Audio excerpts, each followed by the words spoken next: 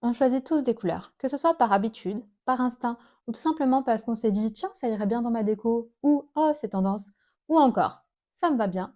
On choisit constamment des couleurs qui racontent un petit peu notre univers. Ils ne nous définissent pas entièrement, mais chaque couleur trace des petites pistes. Je me suis personnellement rendu compte que je portais souvent les mêmes couleurs ou que j'étais attirée souvent vers les mêmes couleurs, que ce soit pour ma déco, pour mes vêtements ou pour un graphisme, peu importe. Il faut dire que j'ai une affinité particulière avec les couleurs puisque j'ai fait un cursus scolaire dans le design, l'art et le design, où vraiment la couleur faisait partie intégrante de ma formation. Mais également, j'ai fait une formation de conseiller en images où j'ai pu réellement étendre mes compétences vers la colorimétrie. Je me suis donc posé ces trois questions. Quelles sont les couleurs que je porte le plus souvent, vers lesquelles je vais automatiquement en magasin?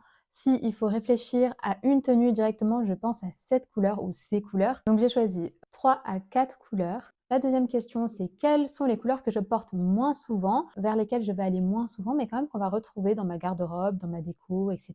Et la dernière question, c'est quelles sont les couleurs qui me mettent mal à l'aise, avec lesquelles je suis plus inconfortable. Par exemple, porter une tenue de cette couleur, pour moi, c'est très compliqué. Il y a le jaune vif, le bleu ciel et il y a également le rose bébé. Donc, j'ai pu réaliser mon analyse personnelle et je vais vous donner les clés, les pistes, les bonnes questions à vous poser pour réaliser votre analyse personnelle à la fin de la vidéo.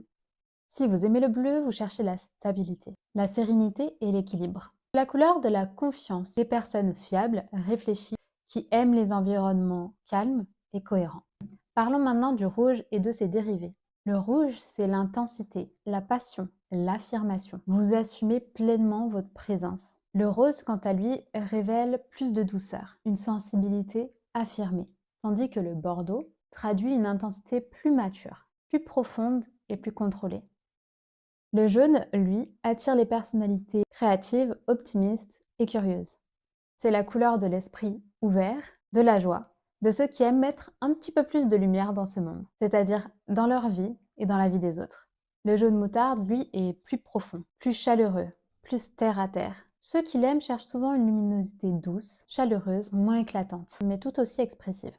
Le noir, c'est la maîtrise, l'élégance, la protection. Vous aimez certainement la simplicité, le contrôle de votre image et l'intemporalité. Le noir révèle souvent une sensibilité forte, camouflée sous un style très épuré.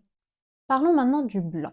Le blanc révèle un besoin d'espace, de clarté, de transparence. Vous aimez les environnements légers, organisés et la sensation de nouveaux départs permanents. Parlons du vert et de ses variantes. Le vert parle d'équilibre et d'ancrage. Le turquoise, lui, ira vers une spontanéité douce. Le sauge exprimera plus de calme et de réconfort. Le kaki, lui, exprimera plus de solidité, de pragmatisme et de résilience. L'orange attire les personnalités chaleureuses, sociales, pleines d'énergie. Vous aimez créer du lien, mettre de bonne humeur et insuffler de l'enthousiasme partout autour de vous. Le violet, c'est la créativité, l'intuition, la profondeur.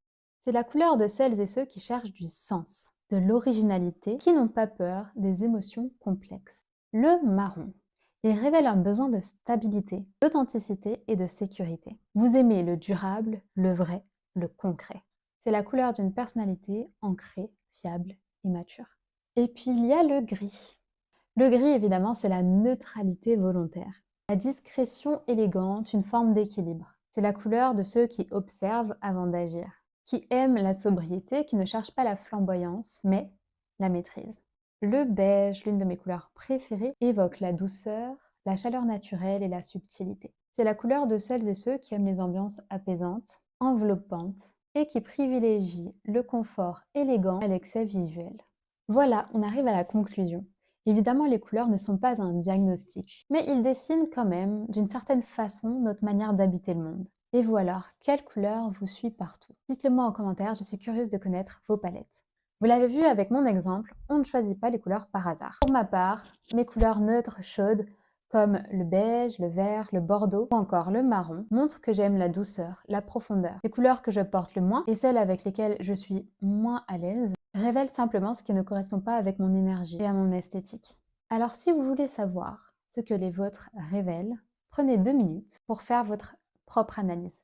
Ça va être rapide, évidemment. Pour cela, je vous ai écrit un petit questionnaire et un petit prompt ChatGPT qui vous permettra d'avoir une analyse claire et cohérente, sans vous prendre la tête.